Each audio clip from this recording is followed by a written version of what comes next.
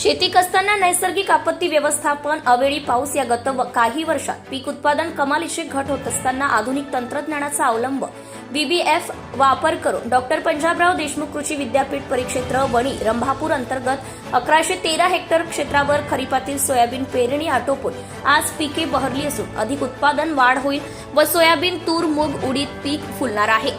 Doctor Panjabrao Deshmukh कृषी विद्यापीठ परिक्षेत्र वणी रंभापूर अंतर्गत येणाऱ्या 113 हेक्टर क्षेत्रावर खरीपातील कुलगुरू डॉक्टर शरदजी गडाख यांच्या योग्य नियोजन व मार्गदर्शनाखाली डॉक्टर शिवाजी नागपुरे, मुख्य बीज उत्पादन अधिकारी, उपबीज उत्पादन अधिकारी राजेश झंजाळ यांनी गत काही वर्षांपासून अल्प उत्पन्न व अधिक खर्च यावर पायबंद घालण्यासाठी अधिक उत्पादन वाढ होईल असे खरीपाच्या हंगामाच्या सुरुवातीला योग्य नियोजन करून पंचसूत्रीचा वापर, जांभूळवाई, पेरणीपूर्व तणनाशके, योग्य बियाणे, खते, नंतर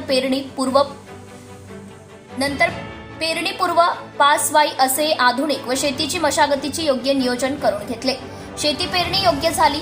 दरम्यान मृग नक्षत्राच्या शेवटच्या आठवड्यात पावसाने हजेरी लावली आहे। दरम्यान पेरणीलायक पाऊस झाल्याने नवीन तंत्रज्ञानाचा अवलंब करून 1113 हेक्टर क्षेत्रावर 1000 हेक्टरवर सोयाबीन, 100 हेक्टरवर तूर, उडीद, मूग आदी पिकांची पेरणी अल्पावधीतच आटोपून योग्य देखभालसह पिकांची निगा राखली जाते।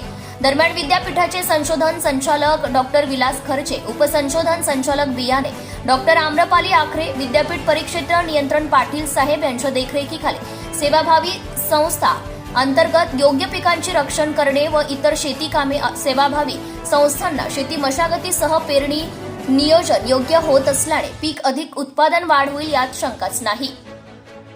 दिनांक 18 जुलै 2025 रोजी डॉक्टर पंजाबराव देशमुख विद्यापीठातील सन्माननीय कुलगुरू डॉक्टर शरदजी गडाख यांचा वणी रंभापूर येथील अचानक दौरा झाल्याने पिकाची पाहणी केली असता पीक पाहून समाधान व्यक्त केले। सत्यशोधक न्यूज चॅनलसाठी मुख्य संपादक Santosh Gavai, Akola. Subscribe now and press the bell icon. Never miss an update.